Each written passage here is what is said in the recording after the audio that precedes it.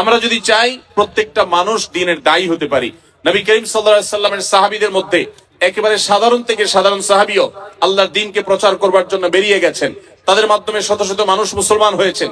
আজ যে আপনি মুসলিম, আজ যে নিজে আপনি গর্ব করে নিজেকে ইসলামের পরিচয় পরিচিত করান, মনে রাখবেন সাহাবীরা পৃথিবীর বিভিন্ন দেশে দেশে যদি ইসলাম প্রচারের উদ্দেশ্যে না বের হতেন, তাহলে আপনার আমার বাপদাদারা, আমাদের পূর্বপুরুষরা তারা মুসলমান হতে পারতেন না।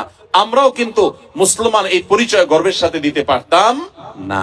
অতএব আমাদের আগামীর পৃথিবী যদি মুসলমানের পৃথিবী হয়, আগামীর পৃথিবী যদি ইসলামের পৃথিবী হোক, সেটা আমরা চাই, তাহলে আমাদের উদ্দেশ্য হতে হবে আদ-দাওয়াতু ইলাল্লাহ, বা আল্লাহর পথে মানুষকে আহ্বান করা। আল্লাহর পথে আহ্বানকারী হব তো ইনশাআল্লাহ।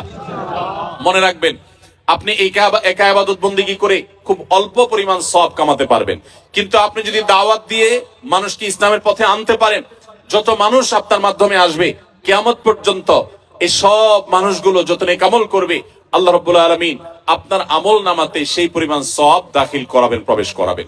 এজন্য ভাইরা আমার, ইসলামের দাওয়াতের এই কাজ আমাদের প্রত্যেকের মিশন হতে হবে, ভিশন হতে হবে। আল্লাহ আমাদের সবাইকে সে তৌফিক দান করুন।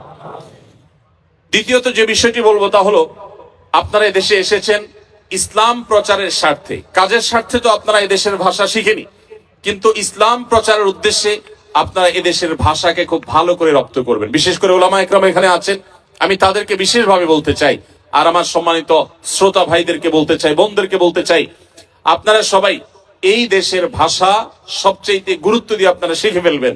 উদ্দেশ্য হবে কি, আমি ভাষা শিখলে আমার চাকরিটা একটু ভালোভাবে হয়তো আমি করতে পারবো, আমার হয়তো অবস্থানটা মজবুত হবে, আমি হয়তো ব্যবসাটা আরো সুন্দরভাবে করতে পারবো।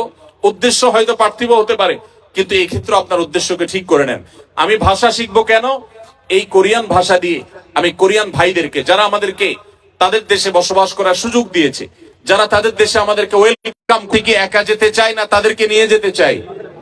আল্লাহ রাব্বুল আলামিন আমাদের সবাইকে, আমাদের কোরিয়ান ভাইদেরকে নিয়ে জান্নাতে যাওয়ার তৌফিক দান করুন।